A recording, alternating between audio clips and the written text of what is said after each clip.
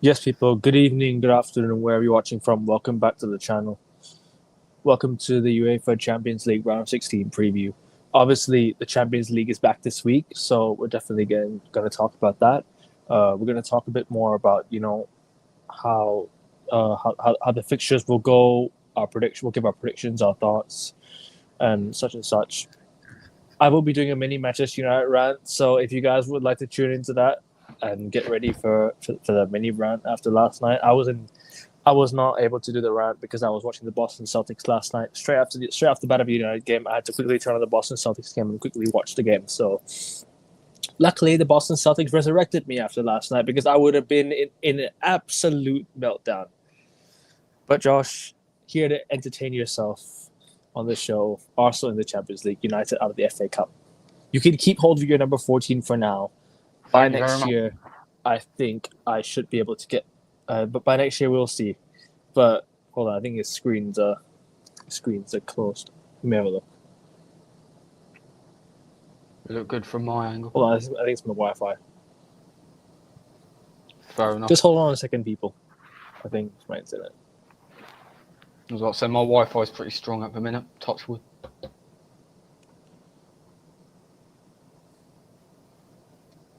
Bum, bum. Bum. Give it a few minutes. Oh, hopefully not a few minutes. Give it a few seconds, lads. Maybe even less than a second.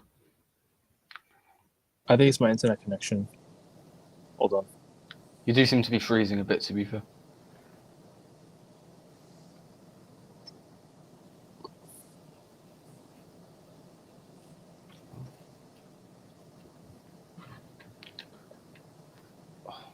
Not the best start, admittedly.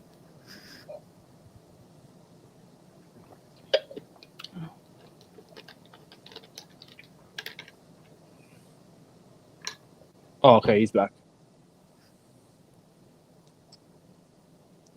Can you see me and hear me? I think. Yes.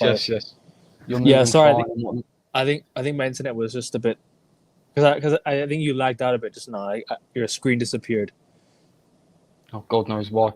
My Wi-Fi is really strong at the minute. I'm not too sure why. My bad.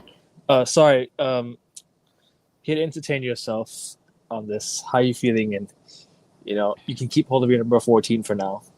We'll be back to get that soon. Hopefully, you don't get your 15 before, but Hopefully, just hold on to that.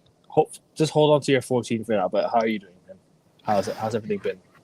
Well, outside of football, yeah, it's been all right. Life just being life. You know how it is. In terms of the football, Arsenal couldn't ruin my weekend, so I was happy about that. And also, not only Newcastle got knocked out by Brighton, but also Manchester United got knocked out as well. So I was very happy last night. Even happier with the fact that we're going to appoint Atletico Madrid's former sporting director as well. So there's a rare case of Arsenal Football Club acting serious. After the two FA Cup games yesterday, I was very happy. I can hear that. Obviously, we got knocked out of the FA Cup. That's not ideal. For us, it's not ideal. For you, it is. But yeah, I mean, lots to discuss. Arsenal hiring Andrea Berva, right? That's his name. All right, let me guess That's it up. his name. Yeah, but whatever his name is, a lot of Arsenal fans might be happy with the appointment. Andrea Berta, fair enough. So yeah, Arsenal fans might be happy with the appointment, might not be happy with the appointment. We'll see. We'll get into that opinion. But let's get started with the United one first. Let's just get that shit out of the way, because why not? Obviously, FA Cup defeat to Fulham. Like, we had chances to win the game. We had chances to score, but so did Fulham. And I think Fulham had the better chances in the game. I'll be real. I think Fulham had the much better chances. I don't think we deserved to win at all yesterday. Rightly so, we got knocked out of the FA Cup. Did I think we were going to get knocked out? No, because I trust us in one-off games. However, the FA Cup yesterday just told me everything. That this team probably doesn't care anymore. And this season is probably going to be scrapped. This Thursday, yeah, is our biggest game of the season, and it's not even close. This Thursday will tell me everything I need to know. If the players want to get back into Europe next year by trying to win the Europa League, or either they're just going to give it up and just see out the rest of the season in the bottom half of the table. Because do I see us finishing in the top half of the table? No. What are we right now? We're like 10 points away from Brentford, Bournemouth, or whatever it is. Yeah, that's awful. That's awful. Like, I know there's still a long way to go. I know there's still a lot of games left, but I wish the season ended today. I genuinely wish the season ended today, because this is officially the worst season I think I've ever watched football in my life. I don't think I can name any season that is much worse than this. The City treble one hurt me a lot. It did. That one really hurt me. People be like, "Oh, but Man City don't have fans. Why does it hurt you?" It does. They're United's local rivals, and we held the treble record up until Man City broke it, and we handed them the treble when we lost the FA Cup final to them. And then they broke your record of 3 Premier League titles in a row. Season after. Now 4 in a row. People don't want to believe me, but the downfall of United started when we lost 7-0 to Liverpool. That was the downfall of United. That was the downfall of this team. I know some of those players that have played in the 7-0 are not there anymore. I get it. Sure. However, go back and look at the 7-0 and go back and look at the results after that happened. Go look at the results happened afterwards. We lost the FA Cup final to City. Go look at last season as well. 8th place finish. Injuries, whatever. Right? Whatever but injuries. Injuries are always the excuse that the fans want to give every time a squad does bad, but they don't want to hold the players that are playing on the pitch accountable. Go look at Man City fans. They don't even talk about injuries. They don't even talk about Rodri being out this season. And their fans would be like, the players are not performing. And rightly so. Why should they be blaming injuries? They've spent so much money. They know they've spent a lot of money. But our fans don't. That's the problem. Our fans don't want to wake up to reality. They want to wake up to reality and say that, oh, we spent a lot of money. But we spent the money on Dross. Sure, we spent the money on Dross. No problem. I get that. But you should be getting out the best of what you have. Getting the best out of what you have is the biggest thing that should be happening. It's like the analogy I made on Thursday. That it's like a manager walking to an office and saying he can't work with his current staff. He needs new ones. Although to be fair with you, in that type of office, you can bring in new staff right away. There's no window of bringing in staff. But in terms of the football club itself, we had a whole January to go buy some players. Forget this PSR thing. Should have accepted every single bid that came for our players. Every bid that came, we needed every bit of money. Why didn't you accept the bid for Garnacho? Why didn't you accept the bid for Rashford? Why didn't you accept the bid for Casemiro or whatever? If you want that money so badly, accept the bid. Cost cutting is not going to help you raise your transfer budget. It's not, Sir Jim. It's not going to help you raise. It's not going to help you raise the transfer budget, my friend. Yeah, selling players on for wages might help, but do I want that to happen? I want competition in every position of the pitch. I've told this many times. I've said this many times. I want competition. I want players to come in and feel that they're not comfortable at the club. Their position is at stake. I want players to come in and provide competition in every aspect of the pitch. Luke Shaw, left back. Telles came in. Luke Shaw started performing. De Gea performed well when Dean Henderson came in. Wayne Rooney started scoring a few goals when Martial was brought into the club. There was competition. Right wing. Who do we have at right wing? Mkhitaryan. Mata started performing when Mkhitaryan came in. Who else?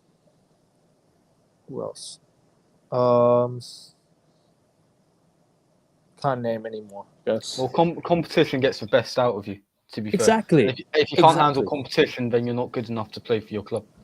Facts. It's what separates the winners from the losers at the end of the day. At the end of the day, if you're going to stop performing, if you're going to throw a strop because there's another player starting ahead of you, then you're evidently not made to be at Manchester United Football Club. 100%. Because there's so many players. No, go on.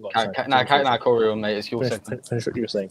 Oh, no, because Manchester United, for me, they've done that for far too many years. Like, they haven't. Far too many players. Like, I constantly, like, even as an outsider, I'm not, like, all caught up in Manchester United's latest news usually, even though it gets shoved down everyone's throats. But all the constant, all the players are unhappy with this manager. They've created their own separate WhatsApp group away from this player.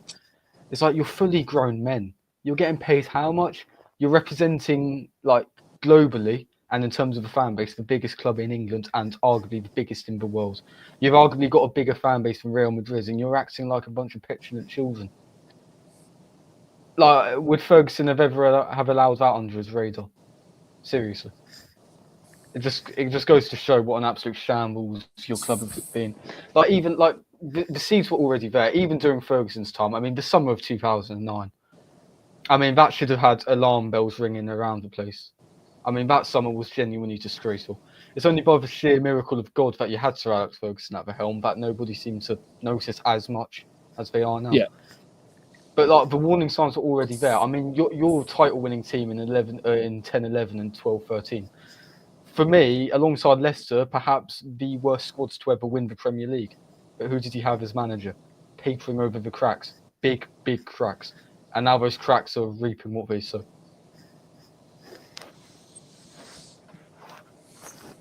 I'm just baffled by the amount of United fans online. Yeah, I was just arguing with this United fan. I was just arguing with this guy. Yeah, called. Should I say his name or should I just be like, fuck it? Nah, keep it anonymous. Come on. Fair enough. Right. I was just arguing with this United fan. Right. I came across a post. Came across a tweet. Excuse me. Yeah. That said Bruno Fernandes is nowhere, nor will be ever be a legend. Yeah. Needs a Premier League or Champions League to be first in that convo. Shout out Harry. Yeah. Shout out United Harry. He's a real one. I will shout him out. He's a real one. I know. There are players. Yep.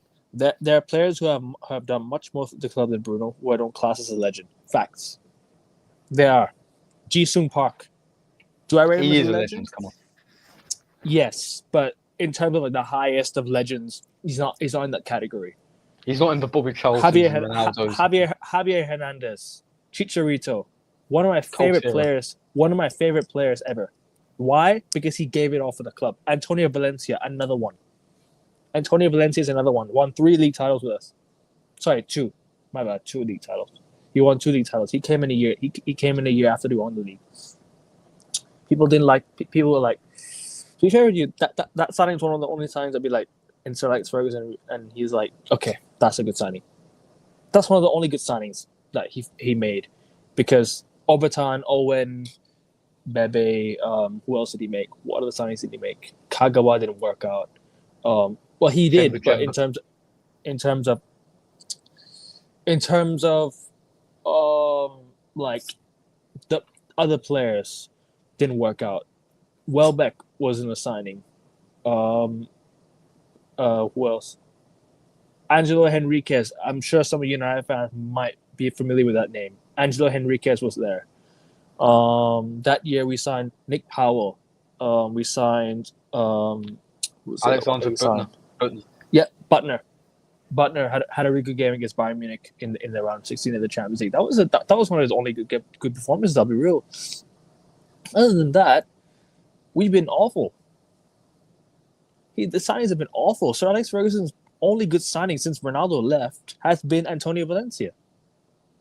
Oh, Chicharito. Sorry, Chicharito as well. And Kagawa, he was respected more by David Moyes. If David Moyes put some more respect on Kagawa's name, then maybe Kagawa would have been good. But you know what? And if you gave Wilfried Zaha a chance as well. Yep, he was signed under Fergie as well, and Fergie was, and he Ferguson's signed in last January. ever signing. He was signed in January and he was loaned back to Palace for the rest of the season, and then he came and David Moyes played him, and he was doing all right. I watched him when he came to Thailand in the preseason, right? Then this guy replies, well, we will be in the championship next season without Bruno. Hope that helps. Wow. We would be in the championship without Bruno Fernandes. Are you really talking about 15th place being the absolute bar for a legend nowadays? Really? Did he just start watching football? Because Marcus Rashford should be a legend. Anthony Martial should be a legend. Who else should be a legend? Henry Mkhitaryan should be a legend then. Why not? All these players that post Alex Ferguson that won trophies with managers, yeah, should be legends then. Garnacho's a legend then. Højlund's a legend then. They've all won trophies. You know? Just because a player wins a trophy doesn't mean he's a legend. It doesn't. It just means that he's contributed to a trophy. However, he's also contributed to the downfall of this football club. And go look at where we are on the table right now. We're 14th. Yeah? Would you rather get relegated and get the Glazers out of here as United fans? Would it be easier for us in the future going forward? Sure, it would be. But would I want to get relegated? No. It's humiliating. It's hella humiliating for the size of United. It's humiliating. Do I want to get relegated? No. Yeah.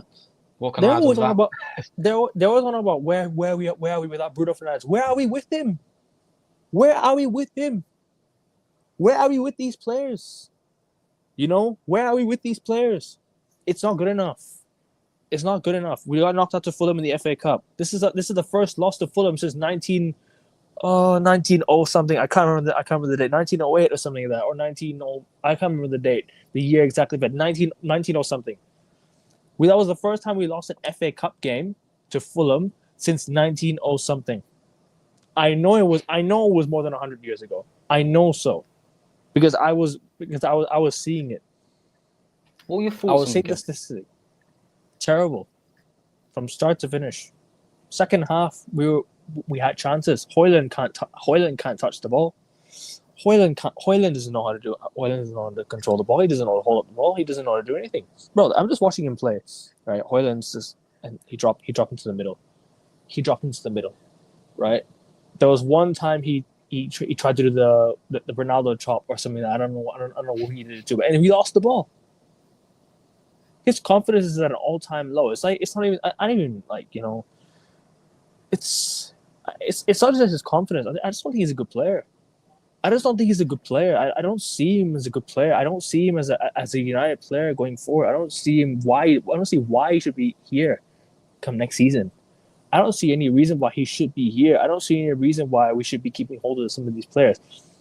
Garnacho again, terrible performance. Another shocking performance from Garnacho. Once again, yeah. You take Højlund off, we score a goal. Bruno Fernandes with a nice finish. Fair enough. 1-1 gets us back into the game. But why are you celebrating when it's 1-1? The tie is not done. Get back to the halfway line and fucking work your ass off to get the win. Why are you celebrating? It doesn't make sense. We have just equalized to Fulham, not scored the winning goal. We've been knocked out now, so all that celebrations can be put to bed. This is the same player that celebrated scoring a penalty in a 6-1 defeat at home to Spurs. To be fair with you, we were 1-0 up at the time, so that only the celebrations were okay. No. Fine. I mean, haven't you seen the subsequent interview after that? Oh yeah, when yeah. When he was talking about media criticism. Although, without the penalty, it'd be 6-0. Yeah. Like I said, people used to say penalties don't count. I understood it at the time. I was like, do I understand it? Yeah, because Bruno Fernandes' penalties were just forbidden by so many people. I'm like, okay, fine. But don't comment on 6-0, 6-1, please. Like it was a humiliating defeat to a manager who did so much for us post Fergie. We lost to Tottenham 6-1 at Old Trafford. That was our biggest defeat to Spurs, I think, for I don't know how many years. Probably like 19 something. I can't remember the last time we lost to Spurs by that margin. We've lost 3-0 to Spurs in the past, but we've not lost by more than 3 to them. And that's just embarrassing. That just tells you where we are as a football club. I know LBG got smacked by Spurs 3-0. I know Mourinho got smacked by Spurs at home 3-0. So did Ten Hag. And so did Ole Gunnar Solskjaer. You know, we've had humiliating defeats. Way too many humiliating defeats. And our fans were lapping it up. Our fans would be like, do you know what? It was an off day. Do you know what was really an off day? A 6-1 defeat against Man City. That was an off day because it happened under the most successful manager in the history of a football club. And you knew it wouldn't happen again under Fergie. Exactly. It was a complete one-off. That was a complete one-off. And just to see us lose to Fulham, you know, lose to Bournemouth, lose to Brighton, lose to Palace. We're playing like a championship side. It's not even the fact that we're playing like a Premier League side that's given up. We're playing like a championship side, let alone League One side. I'd even go as far as to say Sunday League. I'd even go as far as to say Sunday League. The way the performances have been. The way the performances have been, I could be going like Sunday League, bro. It's as bad as Sunday League. Sunday League players would play better than this. Real talk. Sunday League would be better than this. And some of these players probably wouldn't even make Sunday League playing like this. Who's in charge of your recruitment, or who has been over terrible? Like, since 2014? I've got no idea. Because you've spent, I think, if I'm not mistaken, it's either you or Chelsea that have spent the most out of any English club since 2013. Chelsea. Yeah, it might be Chelsea. Then I think you're second, and that is absolutely insane. The squad you have is painfully average.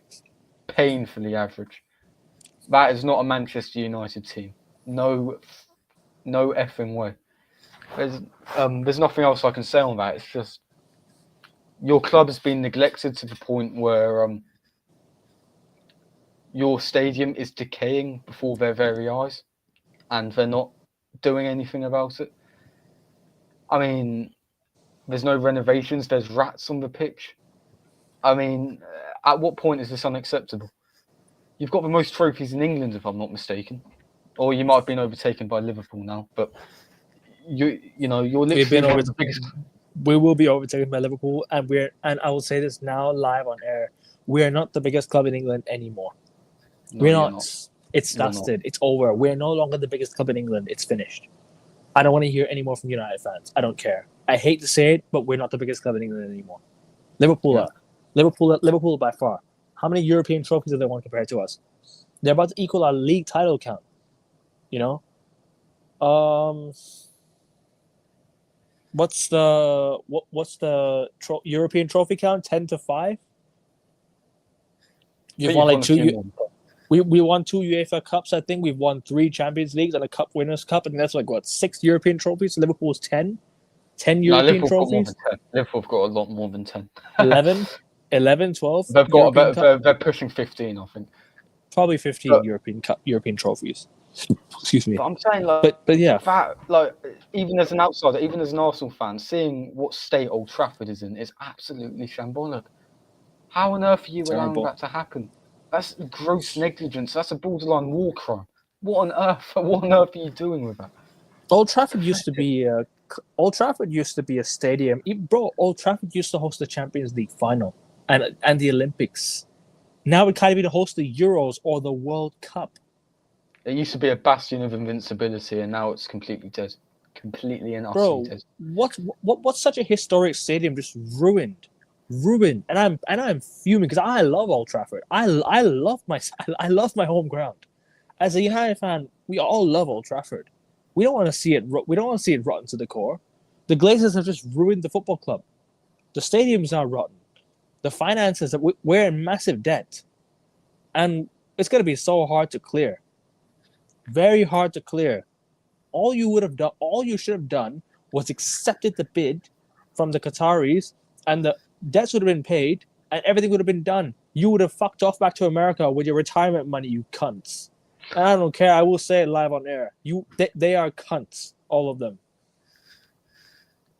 Bunch of leeches, these fucking piece of shits, bro. Honestly, bunch of fucking leeches, man. It's Ferguson's fault that they're owners as well.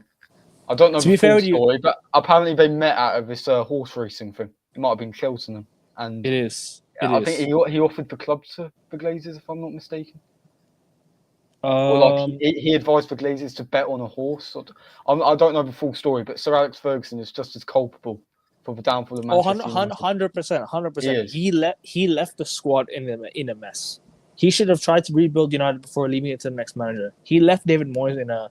This is why I don't blame David Moyes, but he also should have been held accountable for his mistakes, because he came in and did absolutely fuck all. Won the Community Shield, to be fair. Which was carried by Sir Alex Ferguson, and beating Championship Wigan is just like, come on, you can't lose to Championship Wigan. You can't be that bad.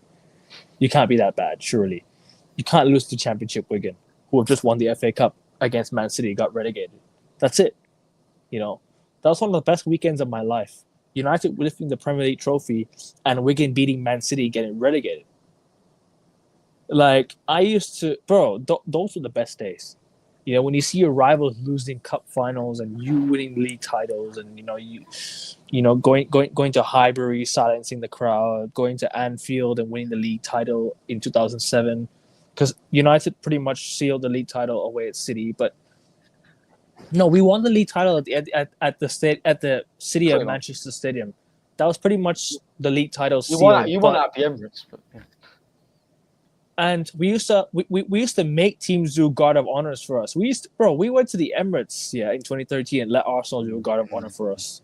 Those were good days. That's the annoying thing, because guard of honors, clubs can refuse to do guard of honors, but because we're so hung up on this class image that we've built for ourselves over the decades, Liverpool wouldn't do it for United. To do it anyway. Liverpool wouldn't do it for United. Liverpool wouldn't dare do it in front of their home crowd at Anfield. They would be hella humiliating. Their fans probably wouldn't even turn up. They'll storm the pitch. Yeah. They'll storm the pitch and tell them to fuck off. You know, that's what they'll do. You know, those Liverpool fans, those Scousers, bro. You know, you gotta love the accent, don't you? But no, man, I'm just there's so much I can talk with the club. I want to hear from a rival perspective. Obviously, as an Arsenal fan yourself, like looking from the outside in, are you? It's like does it kind of make you like happy to see United like this? Do you want to see the rivalry come? You want to see United Arsenal rivalry come back? Because now it's just rivalry on a keyboard. Because all we're seeing is just fans go back and forth on Twitter. Because fans are just going back and forth on Twitter. There's no actual action in reality to be like, you know, United fans, we hate Arsenal. Like, no, I understand the hatred for Arsenal, but it's not like what it was back in the day. I understand the United Leeds hatred. Like, it's still there. The United Leeds hatred is still there, for sure. The United Liverpool hatred, hella still there. The United City hatred, so it's been there. It runs through families. United and Man City families, bro. It used to run through families. Half the family would support United, the other half would support City. You know, it used to Manchester Derby days. Probably families don't even look at each other. Now United fans look to Man City. You know, and what was this quote that I was gonna say? Oh yeah. Teams used to be scared of us. Now we're scared of them. Sums it up, really, doesn't it? Sums it all up, man. And we lost to Fulham in penalties. Look, the match we should have won. The match we should have.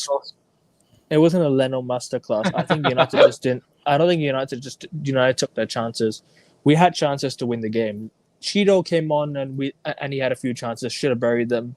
I know he's a young lad. This is what I was going to say regarding Haaland. How bad must he be? All I've been hearing from United fans is no service. How's he going to score with no service? That's 18 games without a goal. Cheeto over Marson, he had three big chances in half an hour. Yeah. And Haaland had created 2 chances for himself in 22 games. Meanwhile, Cheeto's created 3 chances for himself in 60 fucking minutes. There you go.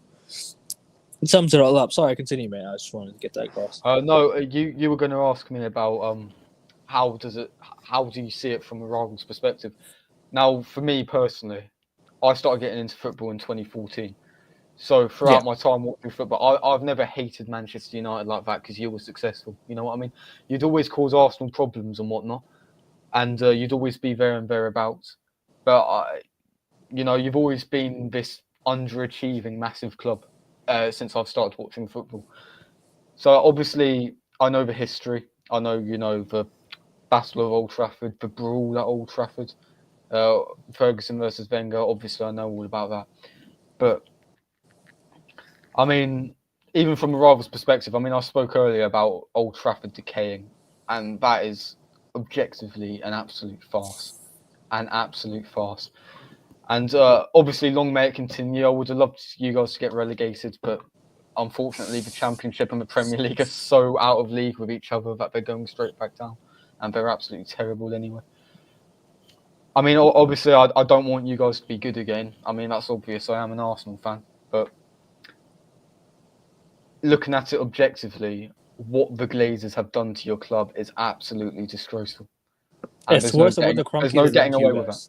Oh no, It's worse. 10 times worse. At least the Kroenkes, they had a bit of a go in the summer of 2023. The Glazers, what money have they spent on the club? You know? The most serious I saw United was when they sacked LVG and got Mourinho. That was the most serious I probably saw United ever. I didn't want Mourinho at the time because I was just like, I don't know. I just didn't feel He it. just finished 10th with Chelsea. I thought that was a I bit of didn't. a weird one. Well, he I didn't didn't think it finish. was. I didn't think he was going to do well. That was my thing. But Mourinho came in and gave me the best season of my life after Sir Alex Ferguson left. The best season of my life was probably that 2010-2011 season. Arguably.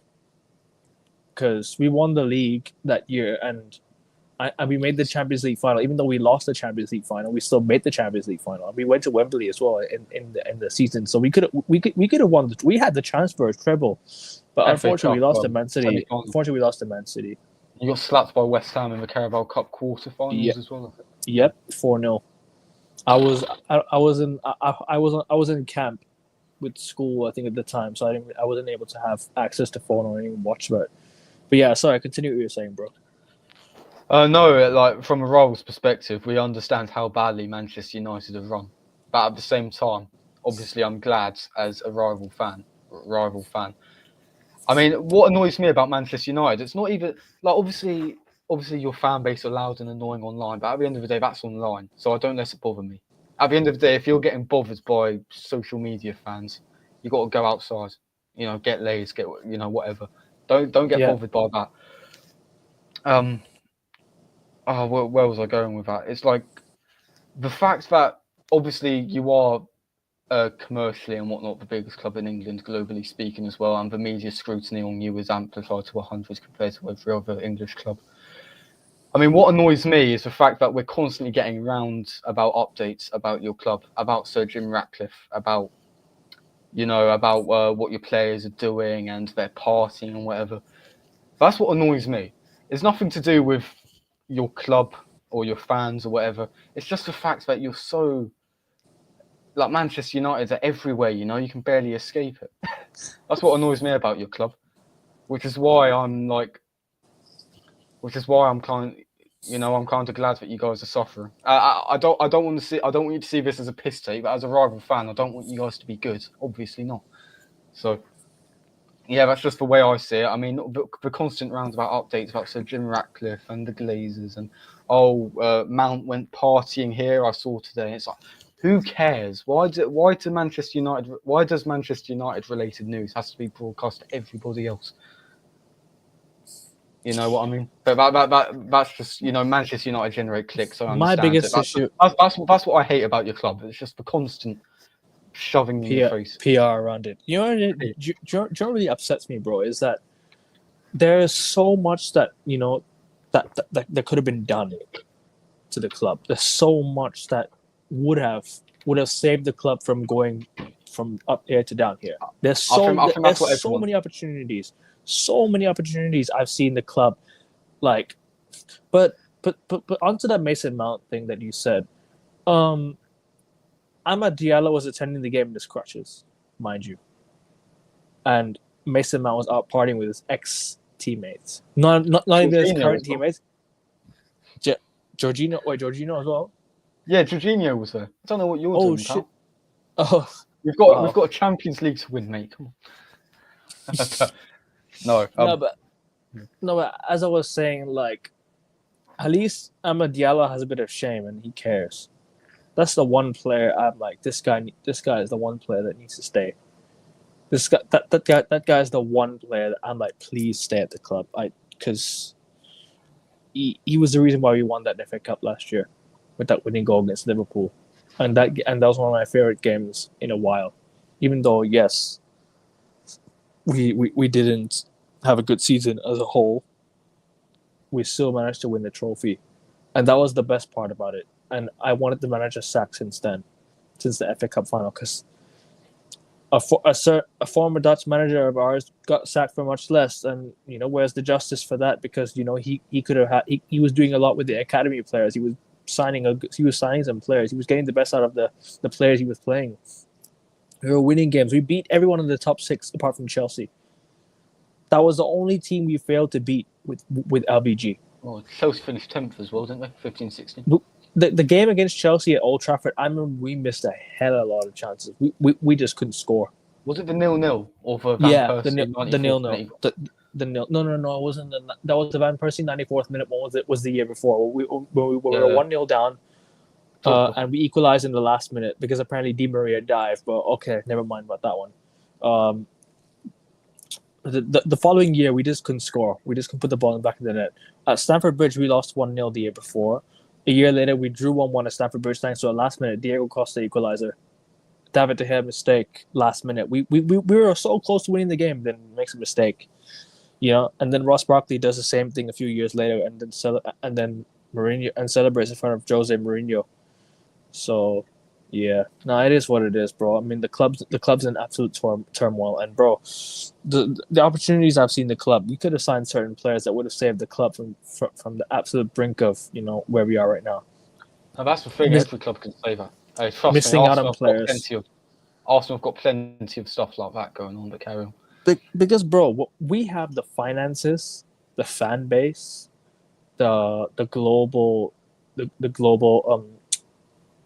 do you say it? The global, is it aware? No, not aware. The global attraction. Global attraction. We've got the, how do you call it? We don't. Just the only thing is we don't have the owners. We've got everything in place, the broadcasting rights, the funding, but the only issue is the owners. The owners are the one that will get the owners will be the ones that gets everyone on side. And trust me, I know I'm supposed to talk about the Fulham game, but there's not much to talk about really. We conceded again from another set piece. Another goal from a set piece conceded. If you go back to your game against Fulham 2 years ago in the FA Cup, you conceded pretty much the exact same goal from a corner. I don't know if you remember the goal. Mitrovic scored. Yes, Mitrovic scored. Yes, I watched the highlights back. The exact same mistake. I was like, oh my god, is it gonna happen exactly the same? Is it gonna be the exact same issue that happened again with us? Because I know that was the game we got to the FA Cup final. But that game alone, right, summed up what how do you call it? That game alone just got us to the semi-final. That game got us to the That game got us to the semi-final. And I was like, is the same thing gonna happen again? And unfortunately it didn't. Bruno Fernandes scored though. That's the same. But he scored the equalizer and the first penalty. That's about it. Fulham went down to 9 men either. So. But who in their right fucking mind asked Victor Lindelof to take the fourth fucking penalty of the game? Who in their right? I just knew I was gonna miss it. Who in their right mind asked Victor Lindelof to take the fourth penalty of the game? Yes, he scored the goal that took us to Wembley 2 years ago, but that doesn't mean you make him take the fourth penalty. Come on, there was Cheeto there was Garnacho there. Why didn't Garnacho step up? What does he want to do? Oh, he wants to take the fifth penalty. We lost. Step up for fuck's sake. Why are players so cowardly, man? Like it's embarrassing. We have so many cowardly players at the club. No one wants to step up and take a penalty. Lindelof stepped up to take the penalty. Lindelof. And he's a scrub. He shouldn't have taken the penalty. He shouldn't have. He shouldn't have taken the penalty. He's a scrub. Right? And look what happened to us now. We lost. Indeed, and Xerxes missed. After scoring that very sweet revenge. No, I'm joking. Every passing week, that game is more and more humiliating. That FA Cup third round game. That is a disgrace. That is. I mean, no offense. I don't want it to feel like I'm taking the piss out of you constantly, but genuinely, no, please. You are such a poor footballing side. We are. And the fact that we couldn't get past you. We're relegation fodder. Bro, we are lucky that Ipswich, Wolves, Leicester, who else? Southampton. Southampton and Ipswich are much worse than us because we would have been 18th by now. We would have been 18th and having to survive relegation. Don't think you're too big to go down either. Only 6 No, years we're after not. winning the European Cup, you got relegated. Dennis Law for Manchester City getting you guys This relegated. has been how many years now since we last won the Europa League? This has been no. It's 8 years. 8 years since we last won the Europa League. Yeah, tells you everything you need to know, bro. Relegation fodder sides can win the FA Cup, man, and that's what I love about the FA Cup. You know, it's anyone's game. Well, you say that it's been won by big 6 clubs for like 30 of the last 33 seasons. To be fair with you though, Portsmouth won it in 2008. Wigan 2013. Wigan 2013, and Swansea won the League Cup in 2013. So it just tells you that, you know what, some clubs can go through you know, a lot of success at the same time of failure. Doesn't mean you're back. Solskjaer was right on that. Winning trophies does not mean you're back. It just means that, you know, you've picked up some silverware on the side, and that's what the aim of sport is, for sure. But it doesn't mean you're back as a club. And we're not back. Back is like competing for Premier Leagues, being a threat in the Champions League, you know, being like a regular name in the Champions League, being like a regular, you know, constant competition in the Champions League, being up there with the likes of Madrid, Barca, Bayern, you know. I'd even say Liverpool right now. They're considered the favourites now. This is what I mean. You need to have your name as one of the only few names up there. Like, you need to be like in the final 4 every year, because there's been years where I was like, you know what, we need to get to the semi-final. We've been dumped out of the group stages. The year Ronaldo came back, I was like, we have to be a threat in the Champions League now. Ronaldo scored 6 goals for us in the group stages to get us through. We were on the brink of elimination. This guy saved us. This guy saved us in the Champions League. Unfortunately, lost to Atletico Madrid. Should have been more at a time. But even if we had more at a time, I don't think we would have scored, because these players are just not good enough. Maguire was an absolute menace to us an absolute menace in terms of defensive attributes, because he was awful. He was a menace. This guy was playing against us. And you bring him back into the side, we look so much worse defensively. How many times is he going to play the guy on side? How many times is he going to defend with his back to the ball? Did you see yesterday there was one cross in the game? Maguire had his back to the ball. There was one time yesterday when the ball came into the box. Maguire had his back. The ball went past his foot, and the Fulham player had a shot, was blocked by another player. It's lack of awareness. And how is Harry Maguire still here? How is he still here? We extended a year contract. Should have just let him go. Should just let him go, man. How many more years are we going to keep hold of players that are mediocre? Johnny Evans, I don't know why he was signed. For absolutely no reason. Johnny Evans signed for no reason. Well, you ended up needing him because of your defensive crisis. We had money to go and we had money to go and sign a player from the transfer window. We had the chance to go sign a player like Inacio. We had the chance to go sign someone like Antonio Silva. You know, we had the chance to go sign someone like what's it called? You have the money, you just don't want to spend it, bro. They just don't want to spend the money, but the Glazers, they don't want to spend money on proper players. They just want to spend it on their own. And Ineos are out here saving money for them. Now we're signing players like Patrick Dorgu, who, by the way, is a good player, but it's not what we need going forward. It's not the type of profile United need going forward. We need someone that's been there, like a DeMarco type of level. DeMarco, like a left wing back type of player. DeMarco, you know, of that caliber. It's hard to find. Theo Hernandez, maybe, you know. There's so many players I can list right now that would that you could take example of and be like, these guys fit United's system. And people be like, why are you going for the obvious names? Why don't we go for someone younger? But my question to you is, why are we banking on young players to succeed? We have the worst. How do you call it? We have the worst player development ever. We can't develop players. That's the biggest issue. Our biggest issue has been developing players, and that's why a lot of academy players have failed at the club. That's why so many of our academy players have failed, because we lack development. LBG was one of the best players to develop these young players. He won an FA Cup with Fosu Mensah in the side, for God's sake. Look at where Fosu Mensah is right now.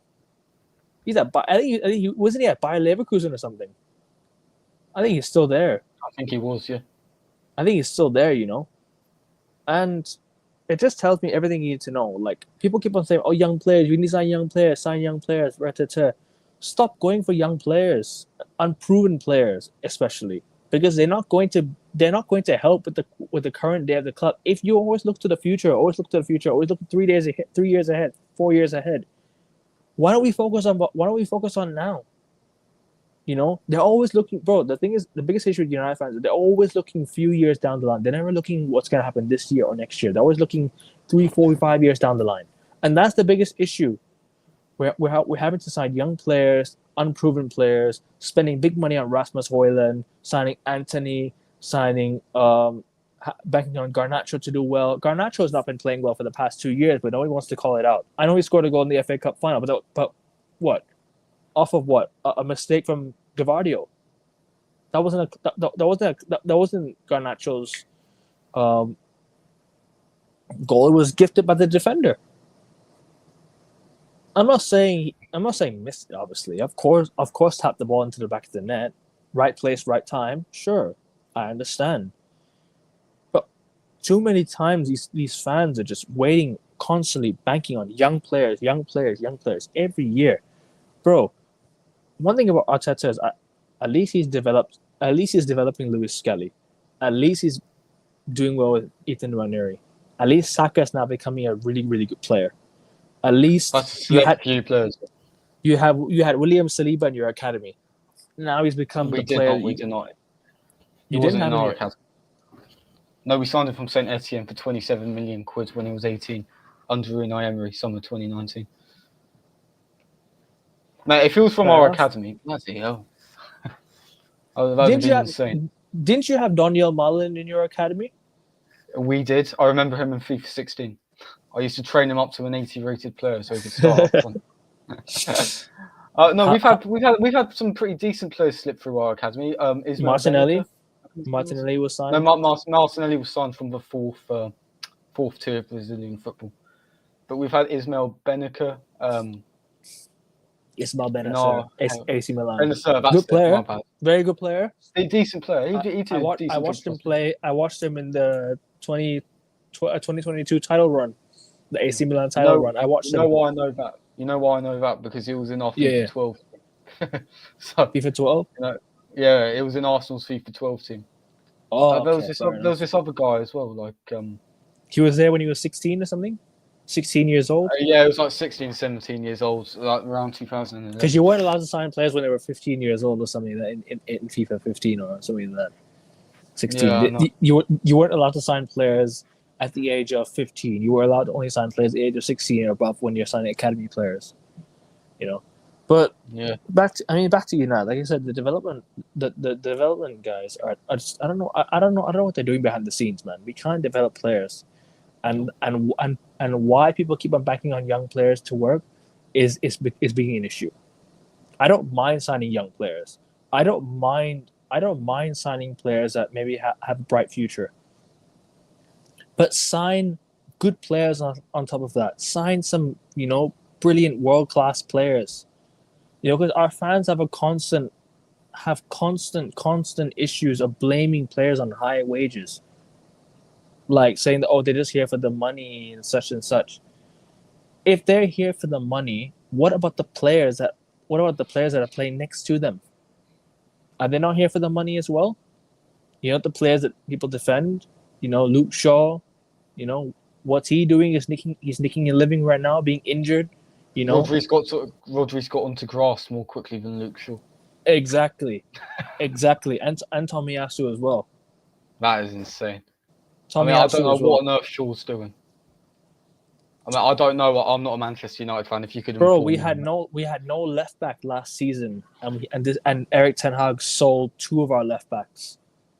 He sold Alvaro Fernandez and played Amrabat at left back and let Reguilon go back to Spurs, who was loaned out to Brentford again a week later. So it really made no difference, man. It really made no difference to just send them back on loan. So to bring them on loan and then send them back later.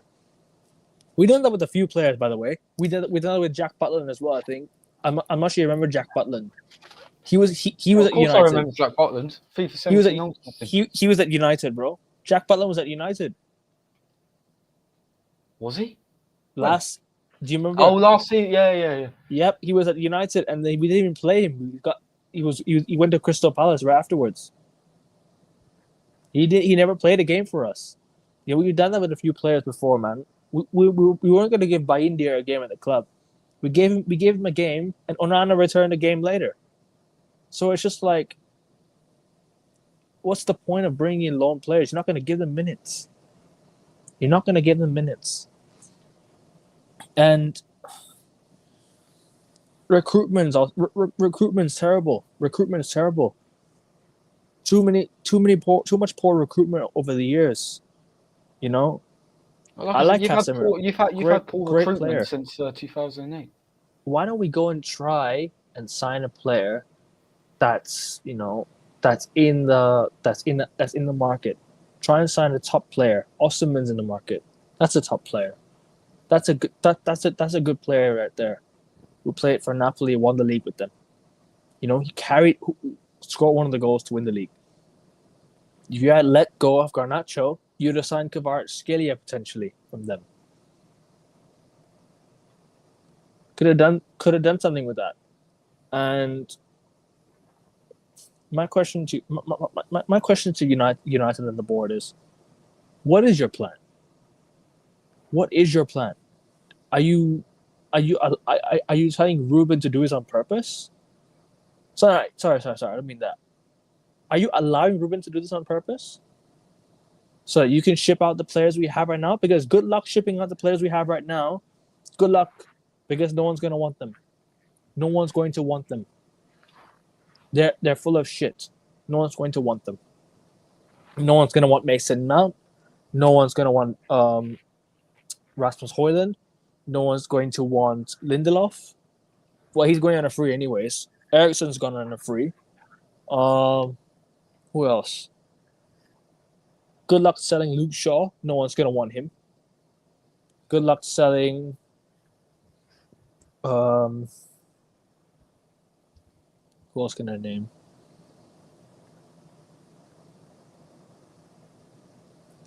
Give me a name. I don't even know. Good luck selling Garnacho. I don't know who wants him. Well, Chelsea did. That's what I found confusing about your January window. Why were you trying to ship out both of your left wingers? We didn't have anyone replaced.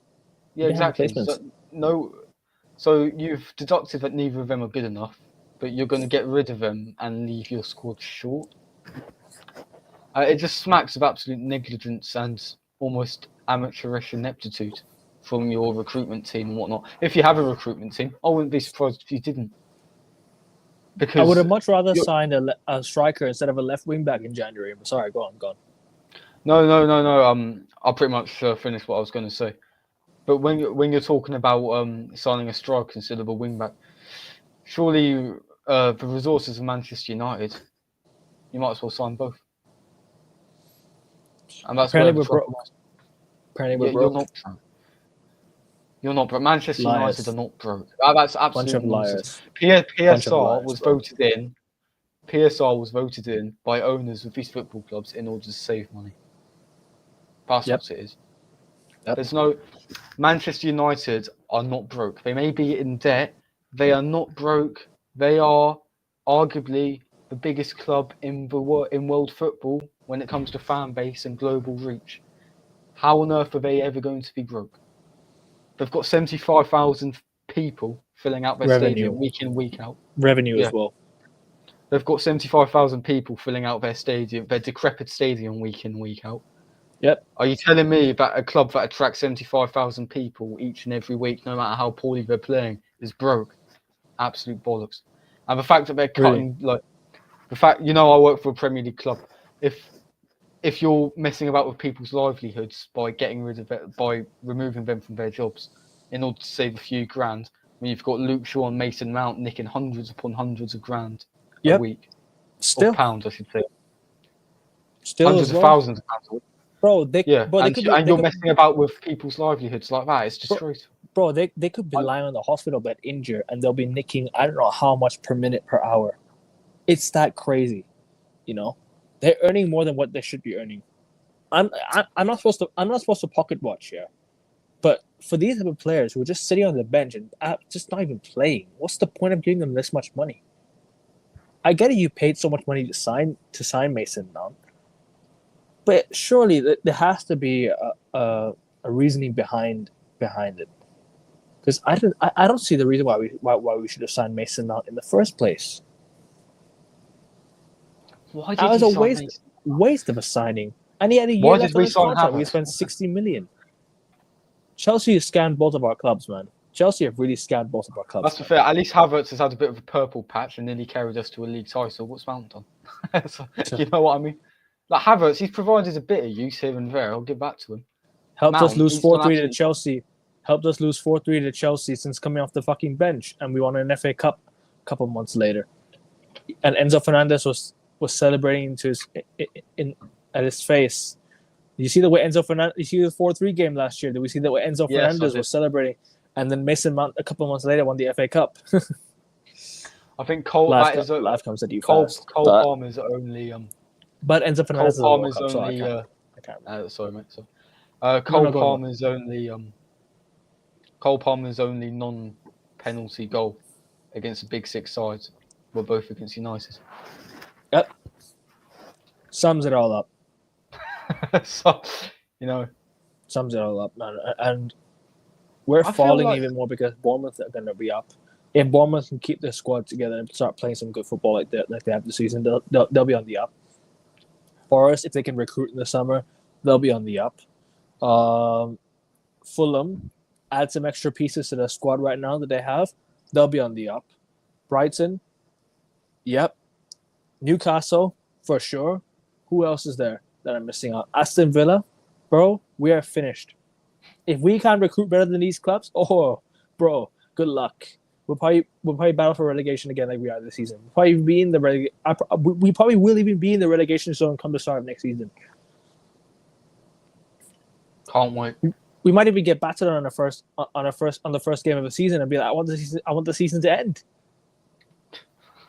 Don't worry, Akevin, because when you play Arsenal on the 9th of March or whatever, Chido Obi Martin's going to morph into Rashford and you'll get those 3 points and you'll be bullying me on the next stream. Arsenal win the game. Our home form is terrible. We're going to preview that later on this week. Definitely have you on for the preview. The Fulham game was just an absolute shit show, and I wasted so much time, watching that game. And the Boston Celtics game started at 1:15 when extra time was about to start, or when just about the end of the game was. And I'm like, why didn't you end the game early so I could go watch the basketball game? Why didn't you score? United had so many chances to score. Fulham did too, but I'm talking from a biased perspective here. United should have won the game. We shouldn't have allowed to go at extra time. We shouldn't have allowed it to go at extra time. Garnacho was played through on goal by Xerxes, and he completely scuffed that chance. And today he posted on his story, "Sorry, United fans. Why are you sorry? Why are you sorry? Why? Why are you sorry? The FA Cup. Why are you posting it on your story? Perform on the fucking pitch and zip your mouth on social media. Don't be going to reply to fans. Don't be going to light tweets from fans. Yeah, don't be going to light tweets. Don't be going to give hints and stuff. These little emojis here and there. Yeah. Don't be going to social media to respond to people when all you've done is absolutely nothing for us. Last game you walked out of the tunnel, didn't even return. Apparently he went to go change his clothes or went to go have a shower. Could have waited 5 minutes before halftime to have a shower. Go sit on the bench. Have some shame, man. Have some shame. You all wanted Ronaldo out of the club for walking down the tunnel. What's this with Garnacho? Guy got subbed off and left straight to the dressing room. Didn't even bother going to the bench. I understand he wanted to go change his clothes. Doesn't matter. Sit on the bench for that 5 minutes of the first half. Support your team out there. Have a bit of shame, and go back into the tunnel. Go back with your team. Don't go back alone. Man, this guy got an ego like at such a young age. It's incredible. Who he thinks he is, yeah. Somebody must have brainwashed him to thinking that he's the next coming of Ronaldo or something. That he has every right to have the attitude he has right now. When he doesn't, he's got no given right, in my opinion. And people can disagree with me all they like. People can give me comments. People can say I'm a fake fan, whatever. I don't care. This is my opinion. Yeah, I'm not here to keep it toxic positive. I'm just here to say it as it is. But I want to know your thoughts, bro, on Garnacho and everything, and everything I said just now. Well, I mean, there's nothing much I can disagree with. I mean, on topic, in terms of you thinking United should have won the game, I feel it should have gone either way, because Fulham had plenty of clear-cut chances as well. I think a draw was honestly a fair result after 120 minutes. I don't think one side was better than the other. I think it was a very evenly matched game. So that's my opinion. In terms of the whole Garnacho thing, I mean, in terms of his ego, the buzz surrounding him in 22-23 was absolutely insane. The whole wearing Ronaldo's boxes and whatnot. Yeah. And the last minute winner against Fulham, I remember that, and the hype got into overdrive. And he has scored for you in an FA Cup final, so there might be a bit of arrogance there. But at the end of the day, if you're hounding your club legend out, perhaps your best player of all time out, after he storms down the tunnel. Greatest player of all time. What excuse does a nobody have in comparison? Complete lack of standards or selective standards for one player to the other. You're adjusting your standards based on the player's age and respective career. Standards are completely misplaced. Priorities are completely misplaced. That's what I'll say on that. There's not much to add. I mean, what you said there, what is there to disagree with? It's the same with both our clubs. We say the same things on each stream, week in, week out. And what do? They prove us right. Every single season, every single week, every single month, every single second. They prove us right over and over again. And realistically, when is it going to change, Jacobin? You might win the odd Europa League here and there. You might win the odd Carabao Cup, the odd FA Cup. We'll win nothing. What's going to change? Nothing. What's going to change? Until we both compete for a league, nothing will change. Well, that's the thing. We're Arsenal. We have competed over the last 2 seasons, which, the first time in my life I've seen that. But the harsh reality is, I know you're longing for a Premier League title challenge, but if you don't win it, at the end of the day, what's the point? Nothing. That's the harsh reality of it. I know you keep talking about how you want Manchester United to challenge, and I've seen Arsenal challenge the last 2 seasons, and we should be going home with at least one more Premier League title. But at the end of the day, we haven't. So the overriding feeling is, what's the point? Missed opportunity. With the money we spent, this club in particular is a missed opportunity. With the money we spent, we should be challenging by now. We should have been challenging a long time ago. We should have been recruiting properly a long time ago. We should have been signing better players. Go look at Mourinho's year when he came in. We signed the best player from Serie A, arguably. We signed the best player from Ligue 1, arguably. Zlatan, Pogba. We signed one of the best players in the Bundesliga at the time, Mkhitaryan, one of the prospects at the time. We signed a young defender from La Liga. We signed 4 players from 4 different leagues. You know, this is what I mean. You got that off Mike, didn't you? Sorry? You got that off Mike, didn't you? Yeah. Fair enough. Hey, cite your source, man. That but it's hard to disagree when he's spot on about that. It's hard to disagree.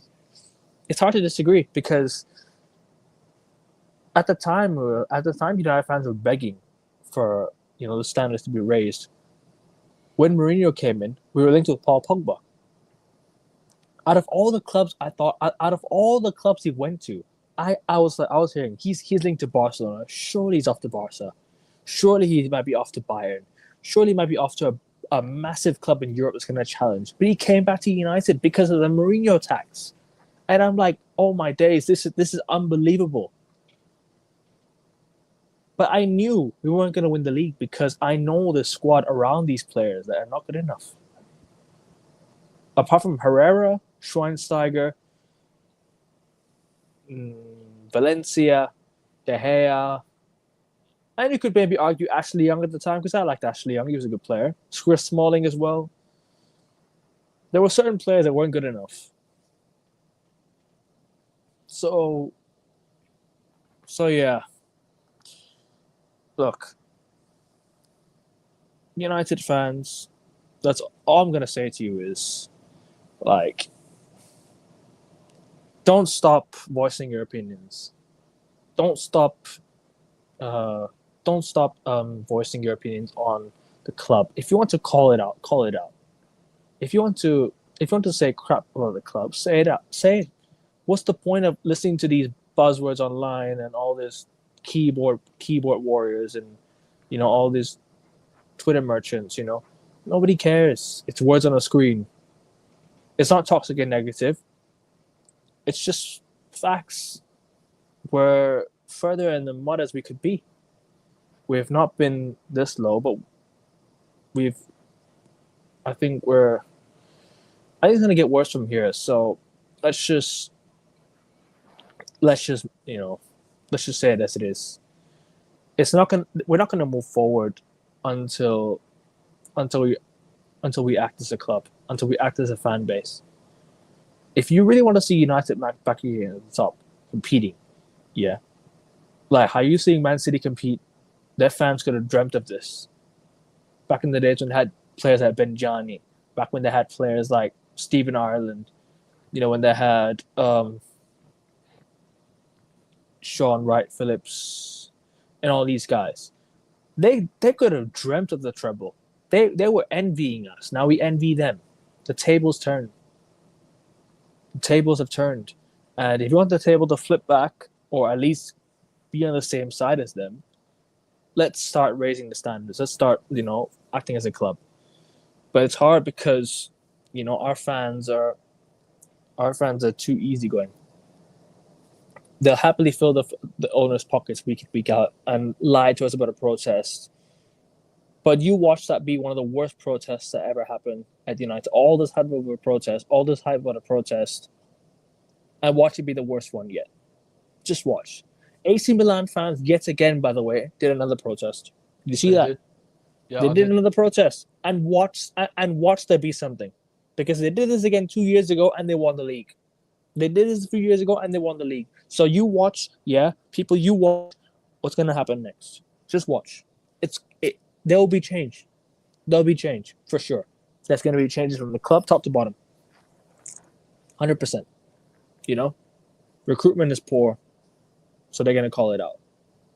United fans will be like, oh, another young player coming through the door. Let's support him. Come on, man. They've just been knocked out of the FA Cup to Fulham. At Old Trafford. On penalties. In front of the Stretford end. That's the things could get any worse. Europa League on Thursday. Scumbag a win, please. Scumbag a win. If you have to do it, just do it. I hope so, man. I hope so. But we'll see. I've got so much I could say about the club, man. I could go on a whole hour or two more rant about this club. But let's get to the main discussion, which is the round of 16 of the Champions League preview. Make sure you guys liking the video. Make sure you guys subscribe to the channel. One away from 145. Let's get there quick. The link's in the quote tweet. Let's get to the Champions League round of 16 preview. That's the main topic of discussion today.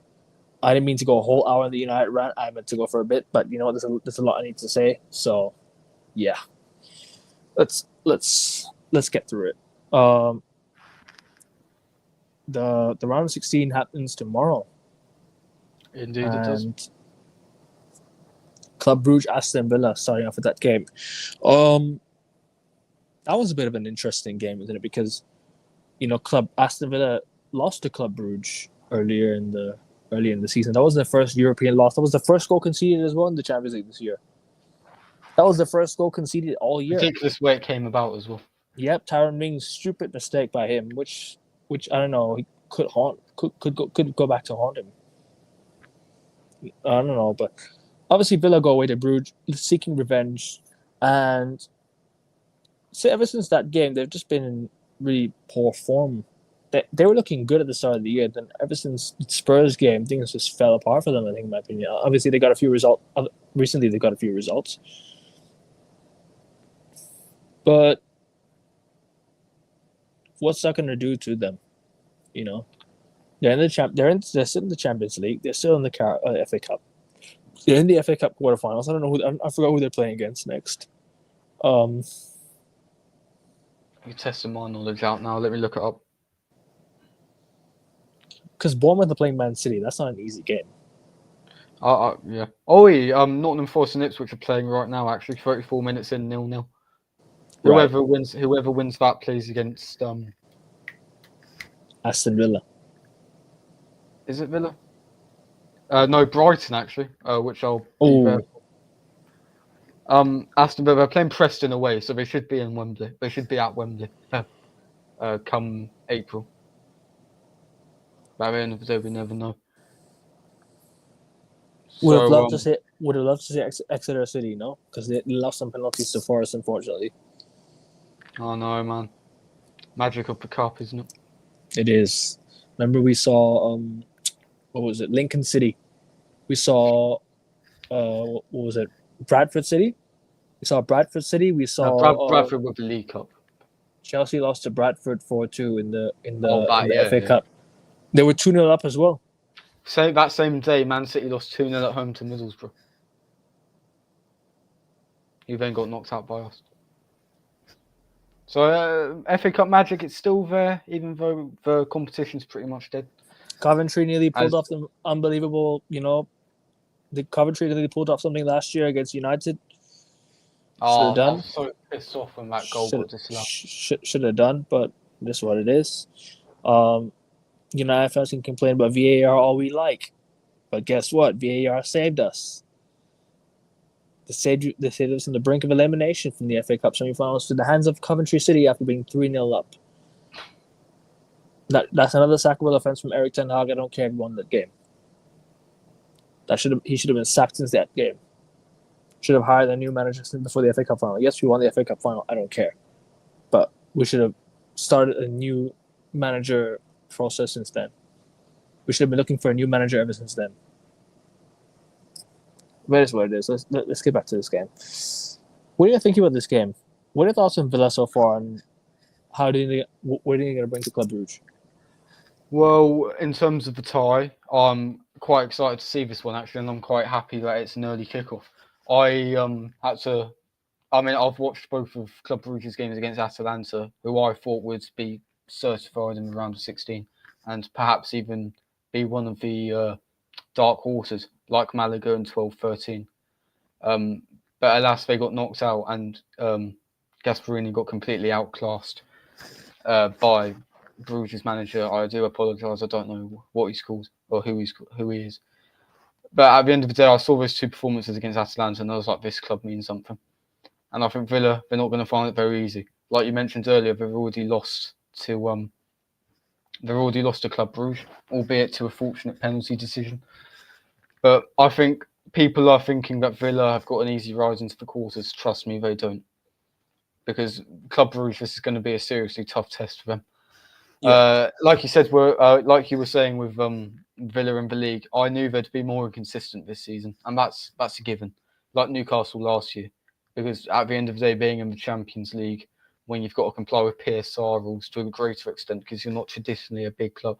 Obviously, Villa are a massive club, but in terms of revenue, Big Six, all that Fugazi nonsense, they're not classed as that, so they're harshly affected by PSR and whatnot, as we saw with Douglas Luiz's sale in the summer. So I think it's going to be a really good game. It's going to be tough for Villa, as they have struggled in the league this season. They've been tremendously inconsistent. I honestly think Club Brugge may sneak a 2-1 victory in this, because they're a bloody good footballing side. They may not be showing it in the Belgian division, but they are a good side. And I referred to the Atalanta game again, because they were absolutely fantastic in both legs.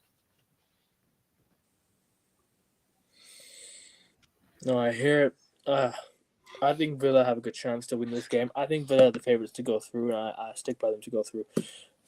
The little combination between Marcos Rashford and Marco Asensio, the combo seems to work out, and I think they're the ones who might get the goals for Villa on the road, and I think they should just see. I think they see this side through. I think they see it through. I think Villa will start to pick up form now. I think they're going to need to get some results in the league as well. They're going to want to get top 4 or try and get back into the Champions League by next season. Because do I see them win the Champions League? Nah, I don't see them winning the Champions League. I'll be honest with you. I'm looking at the league games, right? I'm seeing the following league games that Aston Villa have. They have Brentford on the weekend. Villa are currently 5 points, but Man City have a game in hand, because obviously Liverpool, Aston Villa played a game early because of the Carabao Cup final that they have, that Liverpool have. So Liverpool are currently 5 points off the top 4 with the game in hand. So sorry, excuse me. Villa have 5 points off top 4. Wish it was Liverpool. With City having a game in hand on them, so it could go to 8, and it could be tough for them to get back into the Champions League. But next season, apparently, they might get 5 places. So Villa might look to get 5th place next year. Do I think that it might? Do I think they have a good chance to win to get back to Europe next year? Yeah, they will get back to Europe next year. Do I think they have a good shot at maybe potentially getting to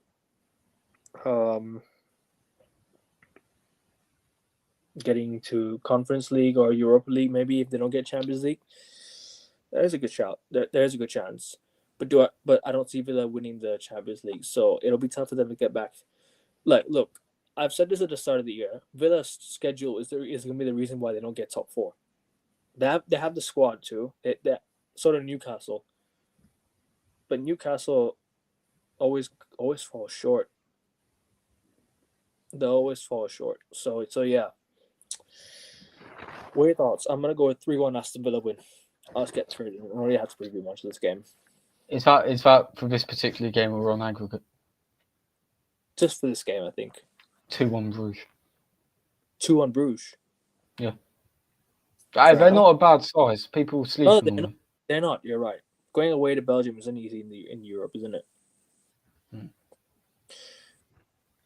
Next game, let's just get through this one quickly. Borussia Dortmund versus Lille. I don't really want to talk about this much. Dortmund versus Lille. What are you saying? 2-0 Dortmund. 2-1 Dortmund. Or 3-1 Dortmund, I think. I'll release my final predictions later on, so make sure you guys tune in for that one on my YouTube short. So I'll release that one later. I think Dortmund have just enough to go through. Obviously, Guirassy, they've got Bino Gibson, they've got some decent players. Obviously, Lille being a team that has produced some really good young academy lads as of late. Beat Real Madrid in this campaign as well, haven't they? They did. They're the first team to beat Real Madrid, I think, since Man City. In the 4-0. Yep, that was the first loss in the Champions League for a whole year. I think that was Real Madrid's longest, not longest unbeaten run in Europe. I think I can't remember what it was, but there was some record I think Real Madrid lost that day. I think it was the first loss of the season. I think I can't remember what it was, but regardless, going away to Borussia Dortmund is not going to be easy. Obviously, in Germany, the yellow wall. I think they're gonna. I think they're gonna get behind Dortmund. I think Dortmund are gonna get the win. I think it'll be 3-1 Dortmund. Fair play.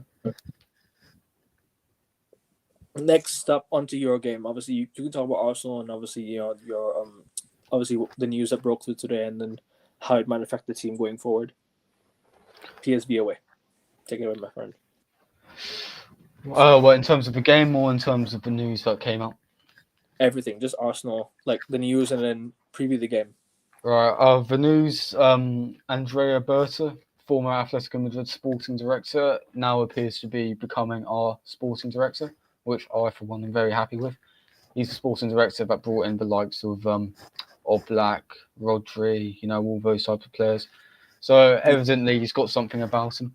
Having said that, I will refer to Sven Mislintat. He was highly rated after his work at Borussia Dortmund, I believe it was. He came to us in around 2018, but he didn't last very long. I don't know why. I don't know why the club got rid of him, but obviously I'm not getting too excited about this, but I feel appointing Mr. Berta over here is a rare instance of Arsenal seizing the initiative and acting like a big club. Because we've persisted with Edu, a former player, which has become a virus among major clubs across the continent. Mm-hmm. We've had to persist with him, fail consistently to sell players and whatnot, and overpaying for certain players.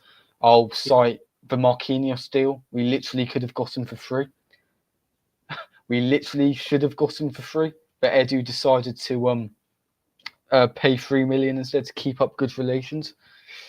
Same way he refused to. One of the reasons why we didn't sign Sesko in the summer is because we wanted to keep up good relations with Leipzig as well, apparently. So make of that what you will. But after years of persisting with Edu, trying and failing to act like a competent sporting director, I think this guy will be a breath of fresh air. He's dealt with Simeone, and comparing Simeone to Arteta, it's like comparing a hydrogen bomb to a coffin baby. Arteta's not in the same league. So I feel this is a pretty pivotal moment in Arteta's reign at the club because I feel like he's no longer in total control. And I feel like he was in total control, which is why the likes of Edu left and Vinay left. But with this guy, with Berta at the helm, he's not going to be solely in charge anymore, which I'm looking forward to. Hopefully, an element of accountability will be put upon the manager's shoulders now. So overall, I think it will be very good for us. Hopefully, we'll have a good summer because obviously the summer last year was an absolute shambles. Hopefully, we're good with PSR for an extra year so we can splash the cash a bit and rectify and achieve what we should have achieved this year alongside the previous two. Yeah. In terms of the game against PSV, it's going to be a real struggle. The last time we played PSV in the Champions League knockout stages, we actually got knocked out by them. We lost 1-0 away, and then we drew 1-1 at the Emirates. Alex's own goal, former Chelsea defender, put us 1-0 up before he then got the equaliser 7 minutes from time. So, European heritage-wise, obviously it's going to be a struggle. Arteta's faced him. Arteta's faced PSV 4 times over the last 2 years in the Europa League and Champions League group stages, with a record of 2 defeats, 1 draw and 1 defeat. He hasn't won in the Netherlands yet, so now would be a good time to do it. Having said that, I don't think we will win. I think it will be a 1-0 defeat. I think our lack of attacking options are threadbare. PSV, they showed what they were made of when they slapped Juventus up in extra time. They've got a pretty competent strike force. I can't remember their names, but they're looking very dangerous at the minute. Having said that, they've only got 1 win in 6, so it would be very typical of Arsenal to go out there and lose 1-0, which I think we will. That's my thoughts on it. hard to remember PSV's squad. I think from back then when I think. But what was the last time? Last time you played PSV, didn't you win 1-0, or was that against Feyenoord that you won 1-0 against? We in the 2022-23 Europa League group stage games, we beat them 1-0 at home, then lost 2-0 away against Ruud van Nistelrooy. Didn't you win last year? Yeah, in the Champions League, we beat them 4-0 in the opening game of the Champions League last year, and then drew 1-1 away. So we should be fine, but at the end of the day, it goes back to this whole lack of attack. Persisting Marino up front, 17-year-old Wanyeri, who's consistently having to be taken off because he's always suffering with cramps. He's only 17 and he's having to play week in, week out because we neglected the squad. Guys being overplayed. You don't have a squad. You don't have squad depth, and that's the biggest issue when you have lack of squad depth. Exactly. You're having to run players to the ground. Saka being run to the ground. That's why he's injured now. That injury was coming for Saka. That injury was coming because he's been run to the ground. The guy's been overplayed by Arteta, and now you can't do the same with Nwaneri because the guy is going to be ruined, and it's not gonna look good. Exactly. It's not gonna look good for the development of Arsenal young academy players, and that's why I think you need to strengthen big time this window. And indeed, we do.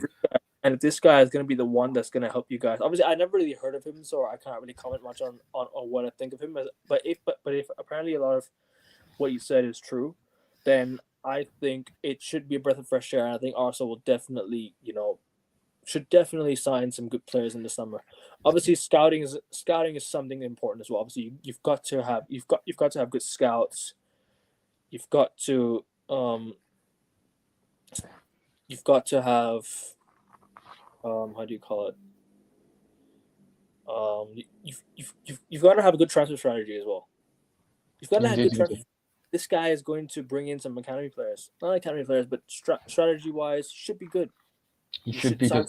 But I think it is convenient that this news has come out when it has, when we've petered away in the title race, so to speak, and ahead of a massive game. I think it's very convenient that this news has come out. So I am slightly wary that there might be an element of PR involved. But all sources are suggesting, including Fabrizio and whatnot, very reliable sources in the UK as well, as saying that the deal's pretty much done. So hopefully we do get him in, and hopefully he shakes the club up, shakes Arteta up, and we implement some standards in the club. But like I said, hopefully he starts with the front line, because this front line is the reason why I think we're going to seriously struggle to progress. And even then, I think this tie is just whoever wins this gets to be knocked out by Real Madrid in the next round anyway. So, what's the point, really? But I do think we'll lose 1-0. It's going to be one of those stinkfest 1-0 defeats that Arteta always has because he can't coach against a mid-block. You even seen Europe last year, the likes of Porto and Bayern. Just completely spineless up front, even when we had our best players available. So I think, if anything, I don't know. I really don't know. I think we'll lose 1-0. I don't know what's going to happen in the second leg, but obviously we'll prove that. We'll preview that when the time comes. But I think PSV will win 1-0. I'll go with a 1-1 draw. I think going away to PSV won't be easy. I reckon you guys will score. I think Mikel Merino will score again. I think it's written for Mikel Merino to score again, isn't it? Saving him in the Champions League. And then sending you guys to Madrid. No, but like I said, look, it is going to be a tough game. Going to Netherlands is not going to be easy. And the last time you guys won there was against Feyenoord, right? Was the last time you guys won there? I think. What, in the Netherlands? Yeah, when was the last time you won against a team in the Netherlands in a way? That's a good question, yeah, because we've played the likes of AZ Alkmaar in the Champions League group stages before, and we haven't won. Yeah, I don't know when the last time. I don't know the last time we did win in the Netherlands. Fair enough. That's a really good pub. That's a really good pub question. You've got me stuck. Probably Feyenoord, wasn't it? I don't think. Have we played finals? I think so. You guys played them in the Europa League, was it, or was that in the group stage? I don't think we played finals. I think. No. Ruud van Nistelrooy was the manager of PSV. He was. That's But really yeah, weird. try try and remember that one. I'll get to the chats in a bit, people. We're just discussing. Um, we will get to this prediction in a bit. We'll get to that one. We're gonna go in order of the game. So, um, next game I think the Madrid derby. That one's gonna be probably the biggest game of the whole. Nobody cares about Arsenal. Listen, we're here to talk about European football. Unfortunately, it is what it is. We're talking about Champions League. Unfortunately, Arsenal is still in Europe, so unlucky. Well, I don't know. Who do you support, anyways? I mean, so I'd assume it was Real Madrid, to be fair, with the Ronaldo PFP, which fair enough. you never know. People can support anyone, but yeah. But yeah, the Madrid derby next. The Madrileños. Oh, Where's it being played at? bro, I just did a whole rant about United. a whole hour rant about United. Go back and watch it if you like. But yeah, Madrid derby next. Interesting game.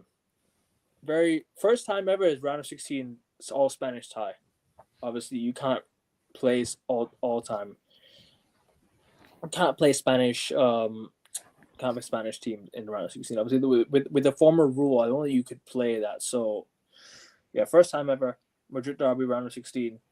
I'm looking forward to this game. I'm hoping everyone else as well. But I think you can watch it as well, right? Because it's same time as the Arsenal game.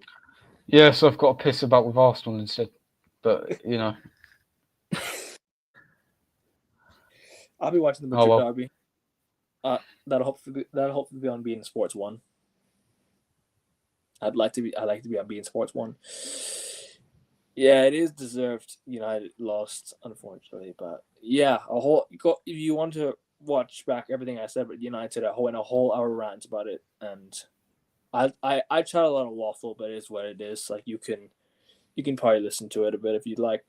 At the end of the day, we're here to talk about our clubs and things we do for our clubs. We love our clubs, so we'll be here talking about it, win or lose or draw. But yeah, Arsenal away to PSV at 1-1. I don't think it'll be easy. Should be good. Should be good considering the recruitment of the recruitment of you guys with the new sporting director. In the summer, you should recruit well, and you should maybe move forward as a club better. Obviously, with Edu making a mess, in my opinion, I don't think Edu was a good director. Not so. Some Arsenal fans might think he's good. Some I don't think he is. But yeah, moving on to Madrid derby. Anyways, as a United fan, I've got great respect and much love for Real Madrid. Like you know me on this one. I've got great respect and great love for Real Madrid, and I want them to go through. And I want them to win the whole thing. So, you know what? If they can win against Atletico Madrid at home and try and get a draw, at least try and win away, that'd be nice. Win it. Yeah, but I don't think it's that all you're going to say. No, it's all right. What are your thoughts on this game, Madrid derby? What's your feeling ahead of the game? Like, what do you think will happen? Where's it being played at first leg? It's in Santiago Bernabeu. So Madrid at home first.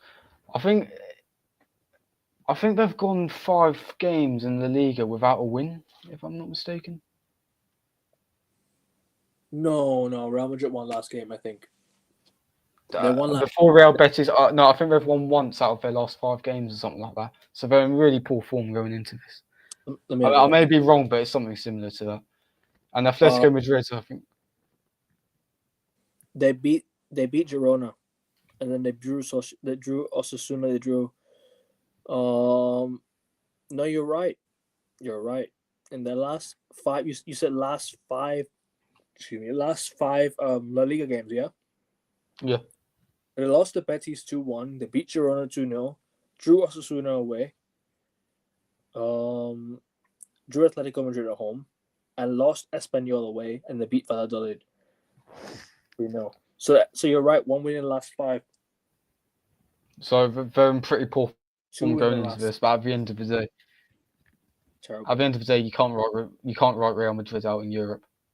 Everyone has before, and at everyone's peril. So I think with the likes of Vinny, Rodrigo, Bellingham, all the stars and whatnot, they're gonna break down Simeone's ghastly low block and win 1-0. I think it'll be very open going into the second leg. That's me personally. It's not going to be an easy game for Real Madrid, especially Not at Atletico all. being on good form right now, especially with the way they've been playing as of late. With Julian Alvarez coming in, and he's looked like he's made an impact. Definitely, I think it's not going to be an easy game, but I'm going to go with a Real Madrid win 2-1. I'm looking forward to it. I always love Madrid derbies, and I always want Real Madrid to do well. So hopefully Real Madrid do get the win. Even if they don't win at home, I can see them winning away, because in Europe, Real Madrid, you can never write them off. They'll do it whenever they'll do it if they have to do it. Like Real Madrid will just they'll pull off an incredible comeback if they have to do it. They're the kings of Europe for a reason. They're the greatest club for me in the history of football. I don't think it's up for debate. Like, it's the history that they have behind them. The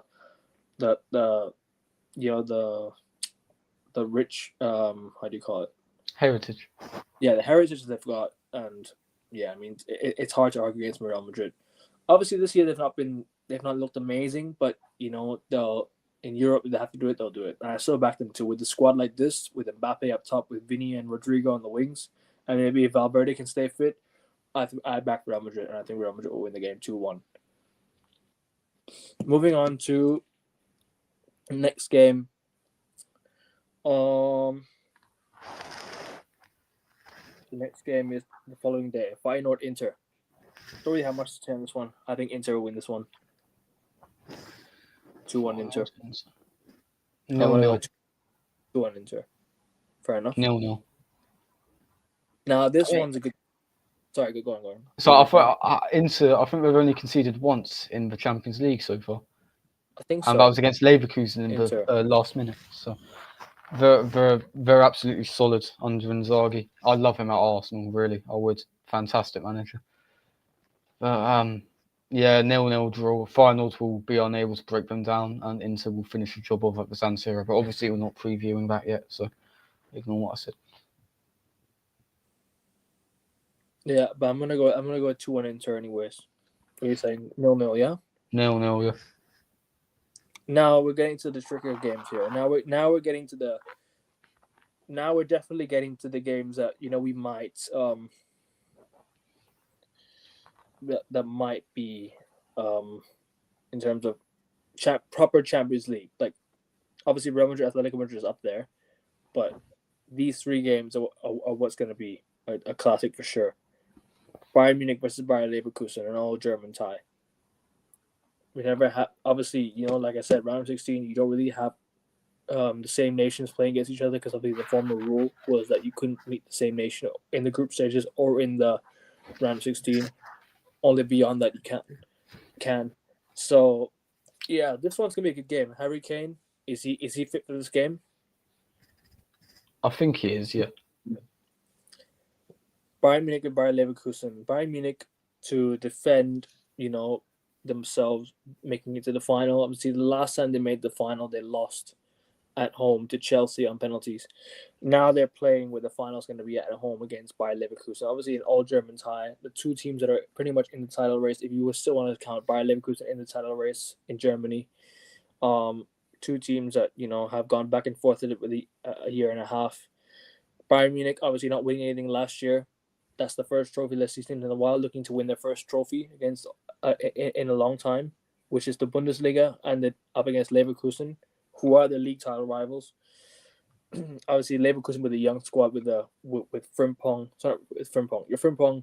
Yeah. They've got Piero Hincapié. They've got good players, Florian Wirtz, Granit Xhaka. They've got Grimaldo at left back. Yeah, they've got some good players. They've got some really good players, and definitely Boniface up top as well. So definitely, this is going to be interesting, man. This is definitely going to be interesting. What are you feeling ahead of this game, man? Because I think we can talk more about this game. Talk a lot about this game. This is something that's going to be interesting. But where's it been played at? It's in Munich first. Munich first. Well, I look at the when there's a domestic tie in European games, I normally look at the results domestically. I Yeah. think when they played against each other in the league at the Allianz, it was a 1-1 draw. And recently they drew 0-0 together at Leverkusen Stadium, so I can't remember what it's called.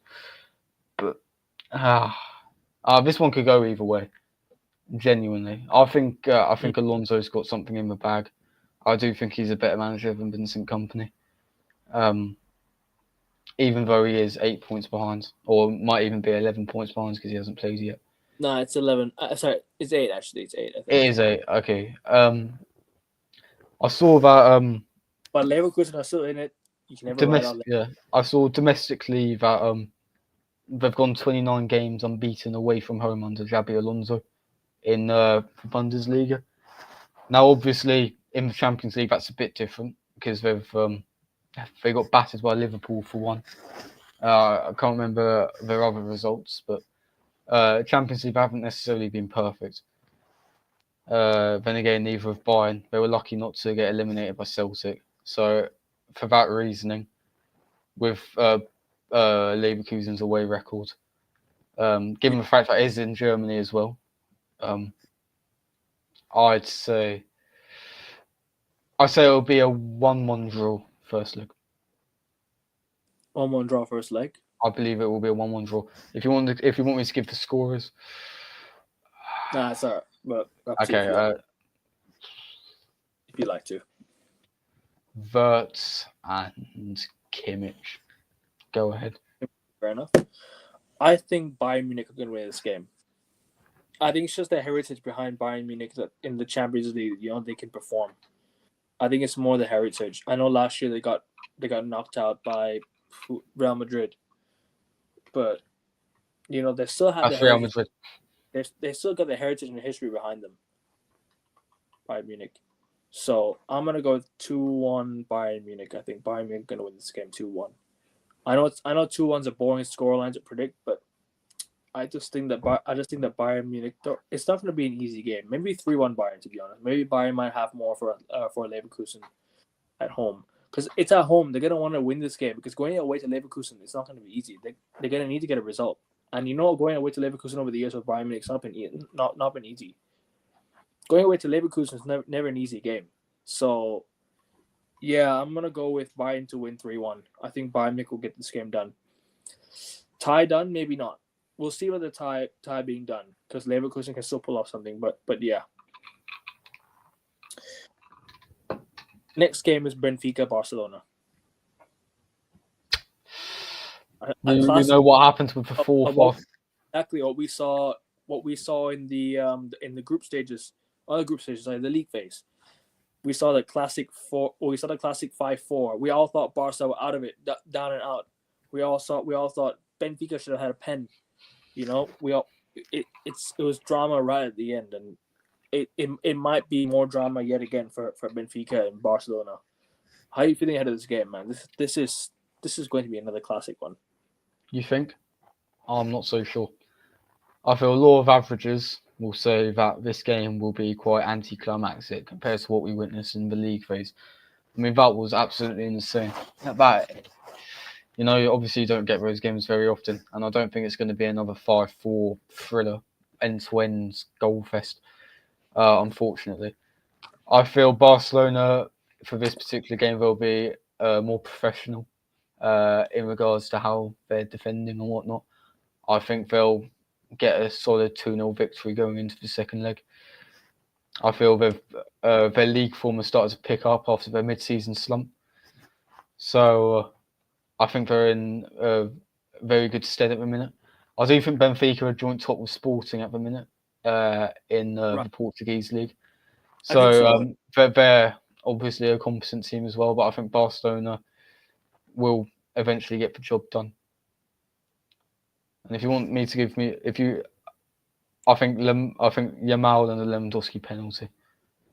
I think 2-1. I think 3-1 Barcelona. Scorers. Another 3-1 win. Another 3-1 prediction. I think Barcelona might just do this one because obviously, like I said, Barcelona will want this game more. They're going to want this game more because. Will we? Do you know they're in for a treble, quadruple even? They're in the semi-final of the Copa del Rey. They're top of the league, and now they're playing Benfica in the round of 16 of the Champions League. And they've got the easiest pathway to the final as well. They're in for a quad. Barca they're in for a quad, and if they do the quadruple, right, they've done it without the Lionel Messi. Is that your pro-Ronaldo agenda going in? Nah, but that's gonna be something that we all thought would never happen. Because we all thought that Messi was the engine to Barca, and he was for sure.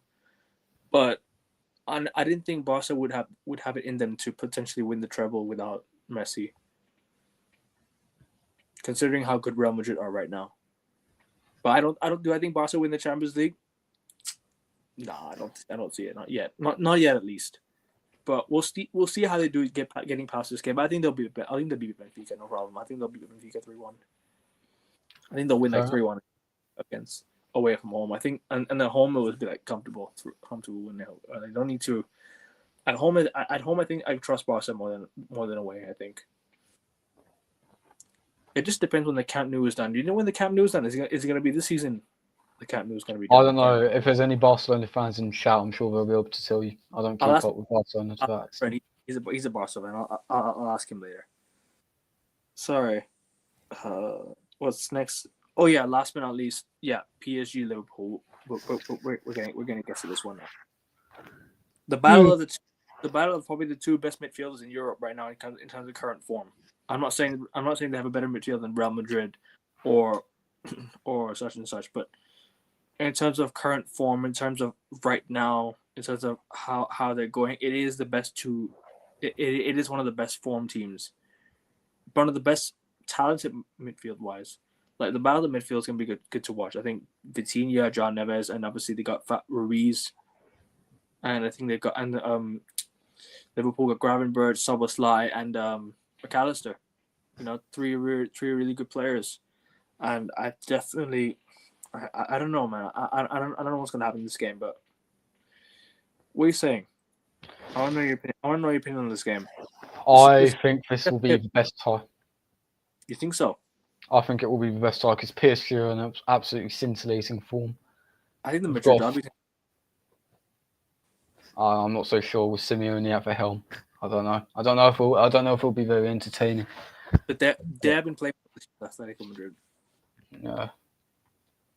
I don't know. This PSG absolutely scintillating at the minute. Ousmane Dembele peaking at the age of 27. That's the way football should be. Not too young, not too old. He's hit at the perfect time. Obviously, we have Bradley Barcola as well. I can't remember who their striker is. Gonzalo Ramos? Is that his name? That's it as well. I think he's been playing quite well as well, based on what I've seen in Liga. Liverpool, they're in good form as well. Very good form. Obviously, for me, guaranteed league champions and Carabao Cup winners. I think they haven't been as scintillating as PSG over the last few weeks. Obviously, they threw away 2 points against Everton and Aston Villa away, although they are tough grounds. And they did get knocked out by Plymouth of all teams in the FA Cup. So I feel PSG slightly better form going into this one, but at the end of the day, these are two of probably the most informed teams in Europe at the minute. I think it's going to be an absolute cracker. I don't think Liverpool have won here before in their history. So I'll go with a crazy 3-2 PSG victory. Set up for a nice Anfield clash for the second leg with the entire world watching. I'm going to go with a 2-2 draw. I think it's going to be hard for PSG to score 3 past that Liverpool defense. I think Liverpool have got a solid defense. You know, Van Dijk, Konate, they've had a decent season. Obviously, Alisson being the goalkeeper as well, season still. Liverpool are the form team in Europe. They are the form team in Europe. Yes, they lost the last game against PSV, but really at what cost? They threw on their bench players. They already went through. They had a game against what was it? United on the weekend, I think. If I'm not mistaken, it was against. No, I think Yeah, it was a no, bit earlier. no. Sorry, it wasn't against United. My bad. It wasn't against United. I don't know. It might have been against Ipswich at home. No, I don't think it was Ipswich at home. I can't remember what game it was, but Liverpool had a game. Might be Forest or Brentford. Probably Forest. No, but the Forest game was midweek actually. I'm not so sure. Brentford away was. But regardless of what game it was, right? Like Liverpool still they still had it was a meaningless game for them against PSV, and they're the form team in Europe right now. So it's gonna be something interesting to watch. It's gonna be interesting to watch.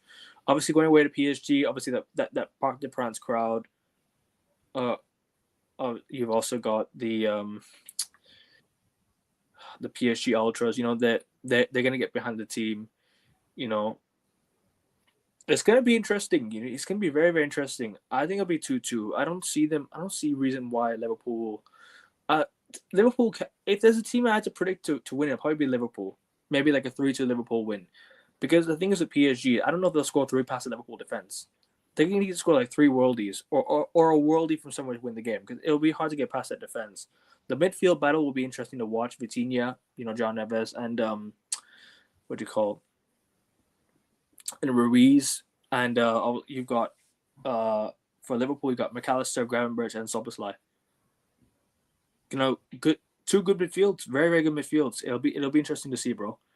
Attack, obviously Liverpool, Salah, Jota, who's the next one? Luis Diaz, Gakpo, if he can return, having a decent season. For PSG, Kvaratskhelia, Dembele's looking really good right now as well. He's insane. Yeah, been one of the best. I think he'll be the difference. One of the most informed players in Europe right now. Ousmane Dembele.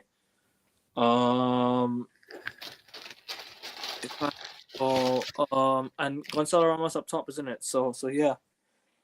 They signed Kvaratskhelia from Napoli, top signing. So, and they got Bradley Barcola as well off the bench. You just never know. Talent is there for both sides. Defensively, Liverpool. I don't know about PSG defensively. Do I trust Liverpool? Do I trust PSG defensively? Who have they got? Who have they got at the back? Hakimi, Marquinhos. Marquinhos. Not Nuno Mendes. Left back, Nuno Mendes at left back. I can't remember the other centre back. The other defender, I can't remember who it was. Was it? I don't know. Kimpembe just returned. After 800 days. 800 days of being out. Kimpembe returned. So I don't know, but PSG do have a solid squad all around, and I think there's a good chance that PSG can get something out of this game. So I'm gonna go to the 2-2 draw. It'll be very, very interesting to see. Very interesting. But yeah, I think that's it. We're gonna wrap it up today. We've done the preview for the round of 16 of the Champions League. I've done the United rant, a whole hour on that. You can go have a look. But we've done our predictions. But we'll see. Next week we'll be back previewing it again. We'll preview and review. We'll review it on Friday before the Premier League preview. Obviously, me and Josh are going to do the United Arsenal preview, which is going to be on the weekend. That's going to be some game, isn't it, Josh? That's going to be one crappy game, that's going to be some game. Some 0-0 game, some crazy 0-0 game, no? No, Keys Iwobi with a 96th minute winner, running in front of the away fans with his top off as Old Trafford floods out. Let's say this game, yeah, you win. Right? Just in another world, right? You can dream all you like. Yeah. Just say you beat United at Old Trafford, and Liverpool drop, and then you go win the league. Imagine United are the ones, yeah, to help Liverpool win the league. Yeah, in the words of Roy Keane, you're living in cuckoo land, mate. Liverpool are absolutely sauntering this league, mate. I just wanted to get the reaction from you. Absolute nonsense. That is the most. I love winding up on the title race, man. It's interesting. It's crazy. A title race is it? Fucking hell. Fucking yeah. I need you to win, man. 2 years in a row. I needed you with 3 years in a row, for God's sake. Man couldn't do anything, you know. Arsenal could do 3. Arsenal couldn't do shit for me. I didn't want City to win the league 2 years running. I don't want Liverpool to win the league. The majority of your fans would rather City won the league than us. So. No, that's not And true. now they're celebrating the fact that Liverpool are winning it because Arsenal are going to finish second. That's not the majority of United fans. That's some. Sure? That's not a lot of United. That's just some. Because I know a lot of United fans who want Arsenal to win the league as well. Because you know a lot of the ones who live in Manchester, they'll want Arsenal to win the league because they don't want they wouldn't want the Manchester City fans to celebrate, have another parade and stuff like that. And they won the treble that year as well. So that's the year that's the year that really hurt me. And last year I was like, I could really care that City won the league over you guys. It was the year before that I cared more. It's the year before that I really, really cared more. I was like, I needed you guys to win that one, and us to win the FA Cup, and Inter to win the win the European Cup, but that never happened. 8 points clear as well. Is the Carabao Cup final this weekend? Let me check. I really should know this. But, I think it is. I think it is this weekend. Hold on, let me have a look. Anthony Gordon getting sent off like an absolute. Bro, what's a mistake? Bro, what is he doing, man? I love how Haaland missed the Liverpool game, Isak missed the Liverpool game, and now Gordon's punched someone in the head, essentially. And now he's going to miss the Liverpool game. So who's missing the Liverpool game? Sunday, 16th of March. Gordon. But Isak missed it when Newcastle went to Anfield. Conveniently came back for the FA Cup game. Yeah, Sunday the 16th of March. Not this weekend, but the next. Just before the international break. Right. So yeah. It's gonna be interesting. It's gonna be we're gonna lots to talk about. We have lots to talk about this weekend. But we're gonna wrap it up. Josh, incredible show once again, bro. Thank you very much. Waiting for you to start the channel, bro. You definitely need to start the channel so we can definitely go on other channels and talk as well. Oh, fair enough. All in good time. Life does get in the way and whatnot. We know that. But thank you, lads, for watching us rant about our clubs being shit yet again for about 2 hours. It was more my club, not his club. His club, he didn't talk much. We've acted a bit serious, apparently. So, it's a nice change. Fair enough. But yeah, like, share, subscribe. One sub away from 145. Let's get there quick. The links in the quote tweet. Click the link and then go subscribe to the channel. I'll be back in a few minutes. I'm gonna be doing the NBA podcast. I'm gonna be doing the NBA the Hoops pod. So I'm gonna be back in a few minutes. Make sure you guys tune into that one as well. Like, share, subscribe. And yeah, thank you for the comments as well. Thank you guys for the love and support, and take care. Back in a bit. Fuck United. Do better. Take care. Fuck Arsenal as well.